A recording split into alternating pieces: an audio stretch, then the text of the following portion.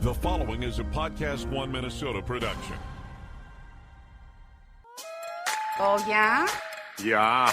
Oh, you betcha, yeah. If it's made in Minnesota, who's making it and how? Yeah, you got that right. It's the Makers of Minnesota, focusing on the products and services uniquely made in Minnesota, and conversations with the makers, entrepreneurs, and innovators in Minnesota about how they conceived of their products and how they brought them to market. With Stephanie Hansen, it's the Makers of Minnesota. Hello, everybody, and welcome to the Makers of Minnesota. I'm Stephanie Hansen, and this is episode number 69. And we're back in the spirits category today with Chris Montana. He is the co-founder of Du Nord Spirits with his wife. Hi, Chris. How you doing? I'm doing well. Your wife's name, did you say, you told me your wife's name, and I can't remember it. What is your wife's name? Because I want to make sure we give her credit, too. Absolutely. It is Chanel Montana. Okay, so Chanel and you are the co-founders of Du Nord Spirits. You have a couple of kids. The idea that you both started a business together with kids and that whole ball of wax is really impressive to me. So let's start before 2013, when the Surly law changed, or the distilling law changed that allow you to distill. What were you doing in your business? Well, at that point, we didn't have the distillery. The distillery Sure. was an idea. I was working as an attorney. Okay.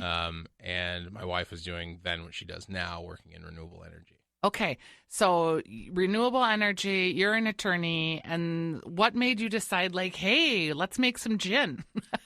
Well, funny, I said, hey, let's make some whiskey. But as you know, with craft distilleries, you have to make something that's unaged, and I thought, well, I suppose that's going to have to be vodka. But the rule for the distillery is we only make what we like, and Chanel's a big gin fan. And so she was the one who said, we're going to make some gin. But you know, the naissance of it all was I used to brew a lot. Okay. A lot of beer. That was kind of my chill out activity for about 14 years. And I thought that I was going to open a brewery one day, maybe possibly, but you know, never really put anything into action. But when I looked at the brewery landscape, I thought, you know, there are so many breweries and they're not really making, and people aren't consuming the kind of beer that I want to make anyway. Mm-hmm. So it doesn't make sense to start a business where no one's going to want what you make. I always wanted to make my own whiskey. And, you know, I think because I'm still somewhat shocked that Chanel went along with this, but because she grew up on the farm and she had the farm connection and we knew we had a source of grain right there that we could control, that we could be a part of, and we wanted to bridge this kind of urban-rural divide. I think that you put all those things together with my passion for brewing and for whiskey, and, you know, the basic elements of Du Nord were right there. So you had this idea in your head, and you can't just, whiskey needs to be aged, and there's barrels and other things that come into play. So a lot of these distilleries in the Twin Cities started with vodka, gin. Tell me, so you guys decide that you're going to do it. Did you have a number in mind, like, okay, we're going to invest $20,000 and no more than that? Or because you were also, were you starting your family at the same time?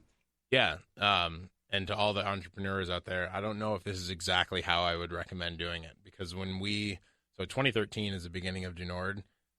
November of 2013 is also when our first child showed up. Okay. And there have been two more since then. And so now we have what is still a startup, I suppose. You know, we're under 5 years. Yep. And we have 3 kids under 4 years old. We have a 4-month-old at home right now. Yep. And so, yeah. And not she's necessarily still the best way to do working it. in her job in renewable energy. Yeah, thank God. Somebody has to have a real job. Well, and I was wondering about that because I didn't realize that she also had another job, but I thought, wow, you have 3 young kids, 2 young people, parents, and both working in this business full time. So that helps me understand it a little bit because, frankly, most entrepreneurs do need someone to carry the health benefits while things are getting going. Yeah, very true. And I honestly don't think we would still be here if we both had just completely jumped off the cliff. I mean, Yep. I did, and that's because we reached a point where we kind of realized that, you know, we weren't going to be able to do this without being a little terrified, and it made more sense for me to leave my job than for her to leave hers. And so, that was a decision we had to make. But for the fact that she's been doing double and triple duty, I don't think that we would have made it this far. So you have a tap room. You have the La Etoile. Is that how you say it? Yeah. So here's your Minnesota trivia, because if you can't tell, if you look at our brands and everything, we're Minnesota files, right? We kind of like where we live. Winter's my favorite season, so I'm in the right place. But our first product, our vodka, we thought, we're like, hey, let's give it a name that everyone in Minnesota is going to know, right? And so we picked the Minnesota State motto, right, which is L'Etoile du Nord. And apparently no one knows what the Minnesota State motto is. No! because everyone would come up to us and be like, what's up with all this French nonsense? And we're like, well, first of all, you're in a former French territory. Look at the names of 2/3 of the cities. I had no streets, idea about that whatever. either. Yeah, it's on our flag. So there you It's go. on the Minnesota State I love seal. it. L'Etoile du Nord, the Star of the North. Yep. And then the second product is Fitzgerald. Fitzgerald for F. Scott Fitzgerald, native Minnesotan. I live right across from where he grew up. Yeah, he didn't really seem to like Minnesota very much. No, but he he's didn't dead live now. here long. And so we can say whatever we want about him. And then do you have other products in the making? Yeah, so in addition to the order went L'Etoile, then Fitzgerald, then we came out with Apple du Nord, which is an apple liqueur, fairly high proof and I would say Very somewhat tasty. dangerous. And then Cafe Frida. So the Frida, Apple du Nord just means apple of the north. But Cafe Frida is our coffee liqueur, which we made with coffee from Peace Coffee and also some roasted chicory root. I didn't even know you had that. Oh, yeah. And that's another dangerous one. Yeah, I get a little dangerous with coffee liqueurs. I can't lie. Like the Patron coffee liqueur, I've been banned from bringing home. I will place a wager today that if you go try some Cafe Frida, you will be converted. And that will be your coffee liqueur. Deal. I feel bad. I should have brought some. No, but, it's all right. that one's actually named after a high school teacher of mine. And we do a thing in the cocktail room. It's the only discount that we have, but we give teachers a $2 discount on everything every day. Wow, And that's a huge discount for if you're a teacher. Yeah, well, I think teachers need it. Yeah. And they're the only heroes I know by vocation. The only people who, just by virtue of, you could do all these different things, but you chose to be a teacher. So basically, you're not going to get any of the credit, but you're going to get all of the blame, but you're going to do some of the most important work in our society. Those people deserve a break. And so I think they also need a drink. And so we have that discount. When we were going to name that product, we thought, well, I want to name it after a teacher. And so I just picked my favorite teacher from high school. I like it. And whiskeys are just hard because they do require so much aging. Is that something you'll do you think, down the road? Yeah, and we'll actually be coming out with a whiskey soon. Okay, so it's been aging. Yeah, it has. And we put stuff away in barrels when we first started. And, now it's all over 2 years old.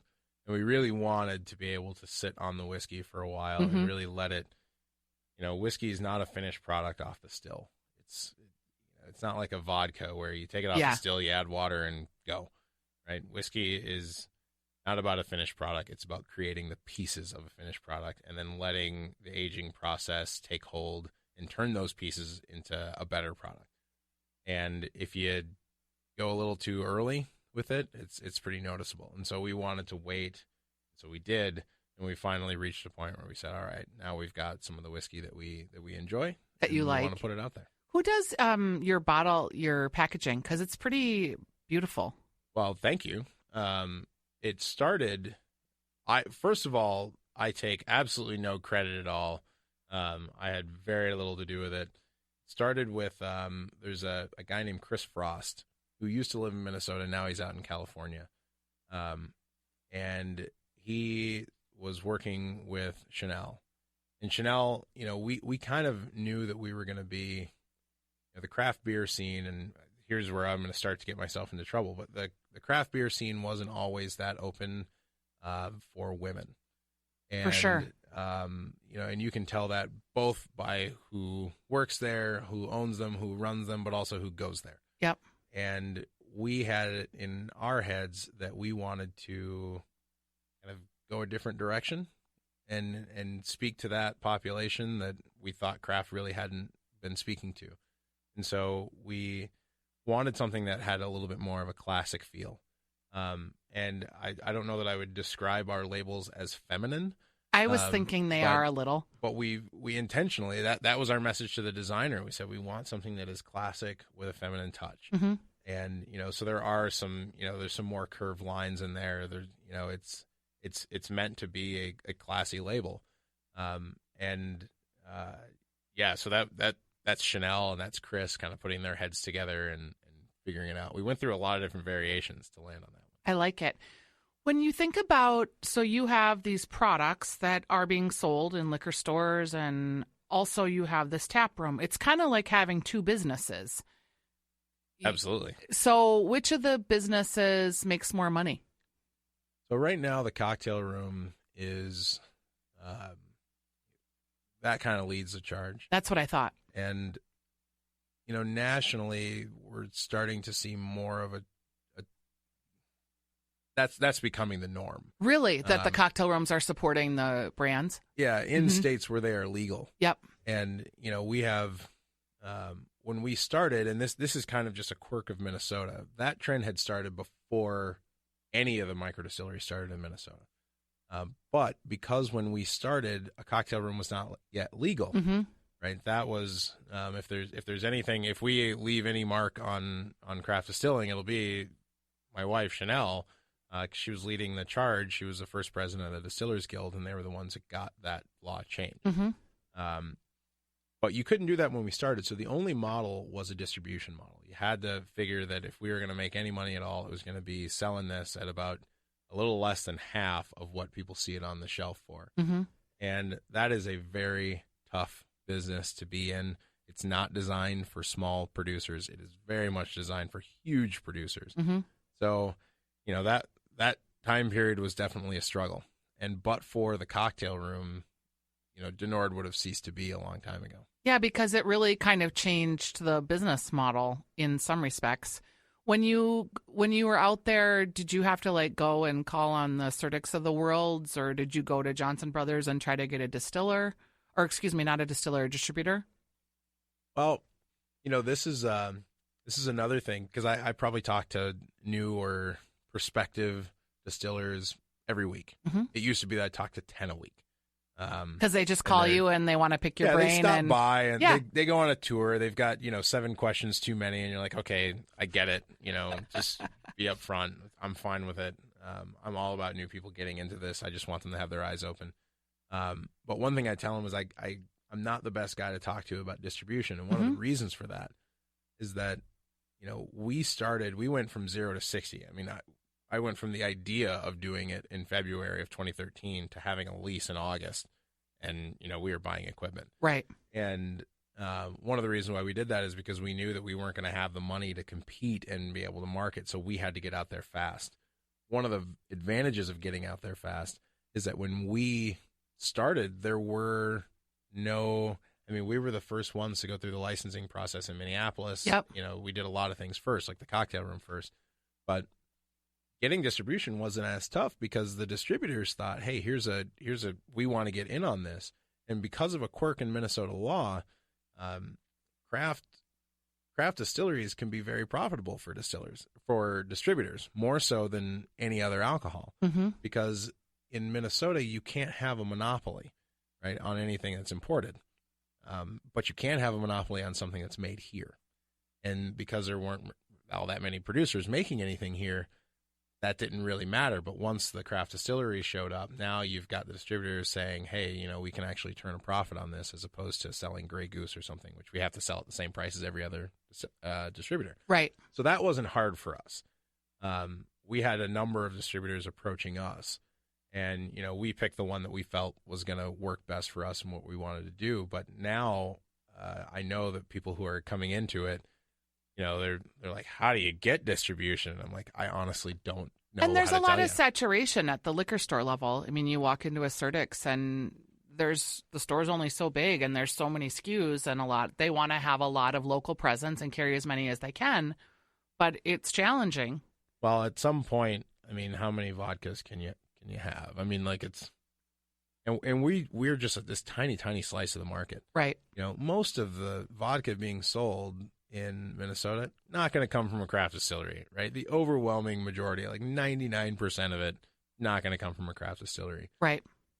But yes, there are a number of liquor stores out there that, that are great stores. They want to support local. Surtix is a good one, Zips, Elevated Spirits, a lot of Stinson Wine, like a lot of these places. Now I'm going to get in trouble. You should never list, right? France 44, all these different keep places, going. right? Yeah, they know who they are. I'll throw some in later, right? But have been great supporters of craft, but they still have to turn a profit. Yes. And, we have, as of last legislative session, we have 21 active distilleries in Minnesota. You look at a state like Washington that has well over 150, and without having a population any bigger than ours. Mm-hmm. And, out there, you cannot get distribution, period. It just because they've reached a point where it's just not even reasonable anymore. I think that we're also getting there. And that kind of speaks to the need for craft distilleries to do what craft distilleries do best, which is make new, weird stuff, right? And it's hard to be that new and that weird with products that everybody knows, like that people understand as being fungible, like a vodka. Yep. Right.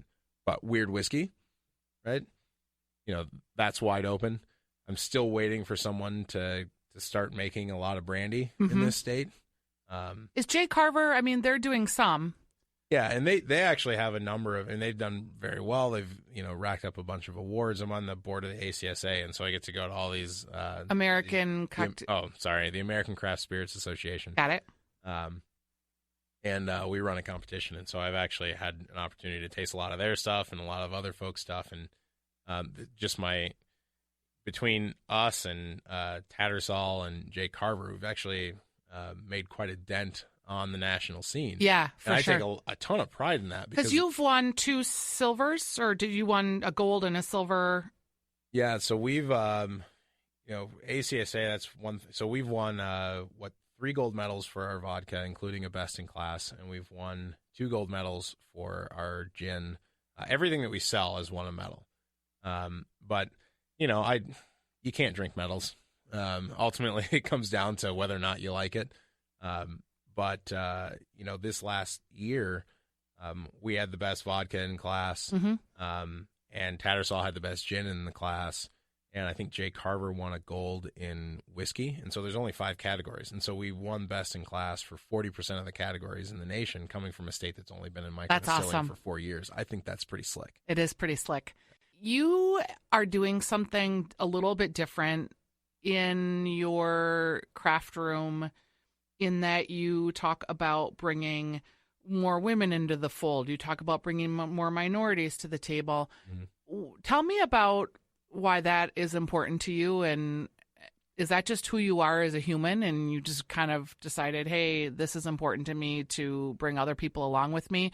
When I look at your website, you have a lot of women involved. Well, it is kind of who we are, and this industry, to put it bluntly, is just overwhelmingly white and male. There's a lot of beards. There's a lot of beards. Yep. And some of my best friends are bearded white guys. Sure. I have no problem with them, right? But that also can create a culture where some people don't feel that welcome, and they don't feel like the industry is for them, either as a career opportunity or even as products that they want to consume. And, we have a lot of breweries in the state, and if you look at some of the marketing for some of them, they're clearly not that interested in reaching out to women at all. Right. It seems to be that they're trying to do the exact opposite, and that's not just a Minnesota thing. That's nationwide. Yep. And that's just because eventually you create this homogenous culture that doesn't look outside of itself. And with Denord, I mean, I'll tell you, of the black-owned distilleries in the nation, there's another guy starting one up in Arkansas, and I'm pretty happy about it, because then there'll be 2 of us. There's another guy. Yeah. And there's 1,600 distilleries, right? So when you have 1,600 distilleries and 2 of them are owned by, not just people of color, there are many other people of color, but just 2 black guys own distilleries. I mean, that's okay. It seems like there's something going on there, and that is a multi-layered, issue. It's not just about Sure. access or whether or not the industry is open, but it does suggest that there's something going on. And so my approach is not to say, look, we're only going to hire brown people or we're only going to hire women, right? My approach is to say, I want to make sure that women and brown people know that they are welcome, right? And that this is a place for them. And if they want to come work here, I'd love to have them. And if they want to come have a drink here, I'd love to have them too, right? And I think that starts to change even the products that you make. I'll give you an example if you don't mind me running into the weeds. No, because I was going to say, is that enough? Because like a lot of people will say like, oh, I'm very welcoming and my friends are African American. And yet when you stand at their door and look around at their business and the people sitting in their business and the way that people are welcomed into the establishment, it may not ring true. Yeah. Well, personally, I think you have to do everything that's within your power. And I'll be the first one to say there's nothing fair about that. Right. And when I look at other people's businesses, I don't pretend to tell them what they should do. Right. Because I get it. If you're running a small business, you're already haggard. Right. Right. If you're making ends meet with the population that you got, it's pretty hard to say, I'm going to do this extra work, which may not yield me much in the way of return. Right. But, I look at our business as an opportunity to do a little bit of good. And both Chanel and I have always looked at it that way. Which is kind of ironic, considering it is the alcohol business, which for many years was sort of like the devil, right? Yeah, I mean, if you're going to be the evil empire, you might as well do, a couple good deeds here or there. Sure. Right? And I hope that, the best thing for me is if whenever we're done with Denord or, we're in old age, we can look back at all these other distilleries for people who had started with us. Yeah. Right? I think that's awesome. It's a two-sided issue because it's not just, all right, so there aren't that many of me. Okay. There aren't that many head brewers or head distillers anywhere. Right. That just certainly not proportionate to the population. Right. There are a number of women out there and who are amazing distillers. Some of the people that I look up to the most because they know so much more than me that I always keep my mouth shut around them because I know I'm going to say something stupid and I'm going to lose their respect. Are some women who are scattered around the country and they've been doing it for a long time. And they typically get annoyed when people say, "Oh, there are no women in distilling." Like, no, we're here. It's just nobody's paying any attention. Right. Right. And they're quietly making some of the most award-winning spirits in the country. So that getting people into the actual technical side is one thing, and that's something I feel like I'm uniquely positioned to do because I own a distillery and I can, I can bring people into the process. The other side of it, though, is who's consuming, and the easiest way to fill staff with, women and people of color is if that's your actual market, and that I think is the harder nut to crack. Because we've been in operation, we've had the cocktail room open since January 9, 2015. The population that we serve in there is overwhelmingly white women. Yeah. And, we've either through Facebook marketing and through other means, tried to reach out. And it's slowly starting to change. It's slowly starting to get a little more diverse in there.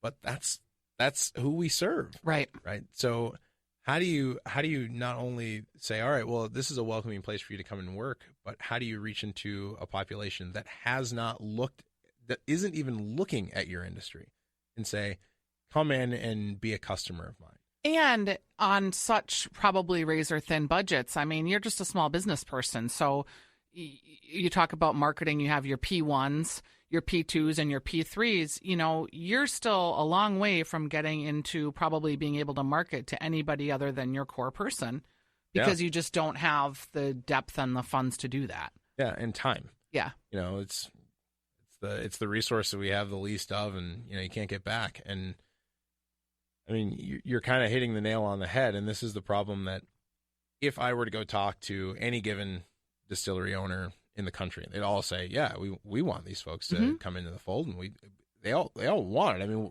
we're not bad people as an industry, right? I mean, we're not trying to keep anyone out necessarily. Yep. It's just do we have the resources to bring them in? And that comes to a capacity and commitment issue. And there are a lot of people who may have some commitment, but not a lot of capacity. I think we have a lot more commitment than we have capacity, and that's why we are more active in it. But it costs us. Yeah, and it feels I don't know if it's because you're an African American man sitting across from me talking to me about your business that this even keeps. I'm sure this feels like it comes up. Like, why do you have to be the person that is taking this on for the entire industry? But everything about your business, from your family to the way that you talk about diversity and talk about bringing women into the fold, I mean, it's on your website. It feels like it's in your packaging. It really does feel authentic to that your wife and you have this mission to try to do the best you can in this arena. It is. I mean, there are a couple things that we would like to do with Denord. First of all, we'd like to make good booze. Yes. Right? So that matters. My wife grew up on a farm in the middle of Minnesota, Cold Spring, Minnesota. Mm-hmm. And the divide between urban and rural is a big deal for us, and doing what we can to bridge that. And so that's why, you go to our website, you'll see pictures of the farmers. We're literally bringing that product straight from the farm Grain into the to city. glass. Yep. Yeah. Wherever we can.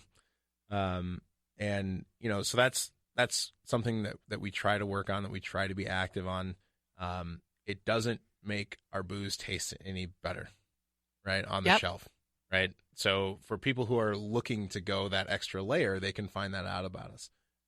The same is true for trying to diversify not just the producer side, but also the consumer side of craft. I think we make good products. I think there's really good beer being made in this state. I think it's a good time to be somebody who drinks alcohol in Minnesota, because there's a lot of different producers. Not everyone's making great stuff, but a lot of them are, right? And it's a bummer to think that there's a whole population that just isn't involved in that. Right. And why is that? Because it's a really cool movement. For that. And if you can't say, oh, well, it's, if people of color just didn't drink, then you say, well, that's easy, but that's not true. So I think that it then becomes incumbent upon you to do something about that. Right. So we're trying to do that. One of the nice things about being a little more open-minded about this, when I talked before about, what craft does well is doing stuff that's different, making weird booze. Yep. We have opportunities to make things that people haven't necessarily wrapped their hands around. I mean, we didn't get into this business because the whiskey that was out there was so bad. The whiskey that was out there before craft was great, right? We're not the brewers. We're not solving the same problem that they had. There was bad beer. They made good beer, right?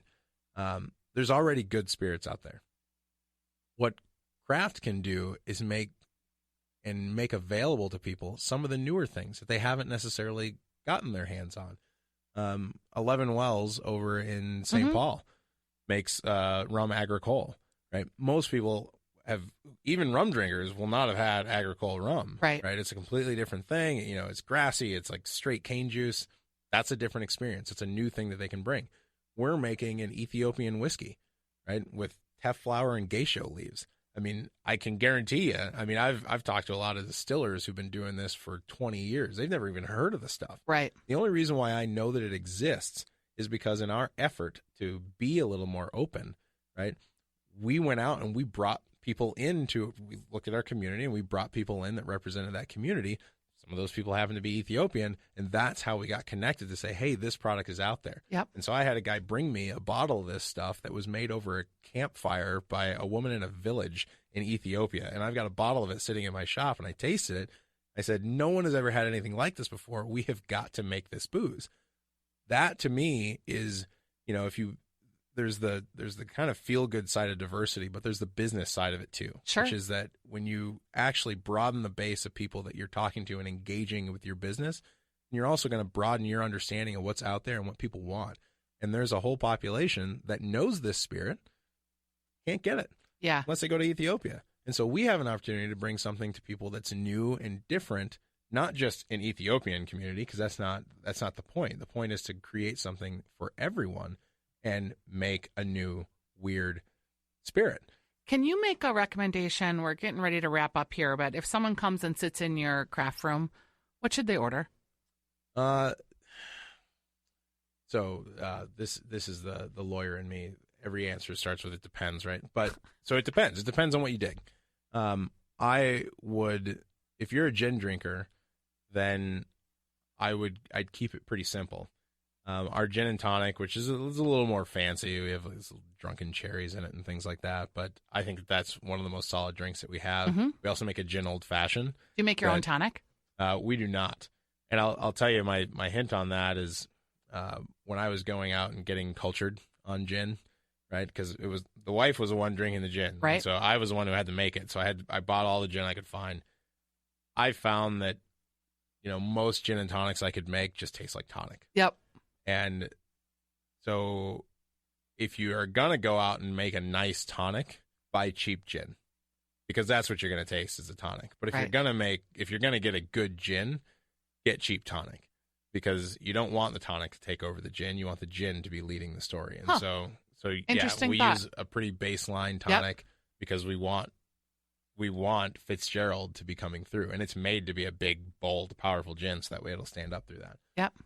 The gin old fashioned is one of those weird drinks. If you think about it, you can't make an old fashioned with gin, but you definitely can, and it's pretty tasty. We have a not very interesting name, but The Dude, right? Which is the Big Lebowski. Yeah, it's straight out of Lebowski. I had that movie basically on repeat. Well, you got to keep in mind, the first year of this distillery, it was just me in a room, right? There were no other people. You get a little crazy. But that's our Cafe Frida with a little bit of vanilla and some cream. I was going to say, that's your White Russian, as it were. Yeah, it's not healthy in any way, shape, or form, but it's pretty damn tasty.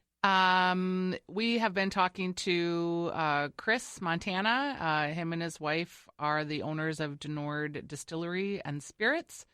It is at 2610 East 32nd Street in Minneapolis. We have to have you back on our food show because I feel like we just sort of scraped the surface of your business, and you're doing something that's different than other people, so it's been fun to talk to you. Thanks for having me. Yeah, are you excited about, like, when you look ahead, is there big growth coming, 2017, 18? I think there's going to be moderate growth okay. in the distillery sphere. I also think that there's as good a chance as you're going to see 5 more distilleries as you're going to see 5 less. Yeah. I think that's probably true, too, and potentially in the brewery space, too. Yeah, I think it's almost a certainty in the brewery space. I would agree with you. Thank you so much for being on the show today. Thanks for having me.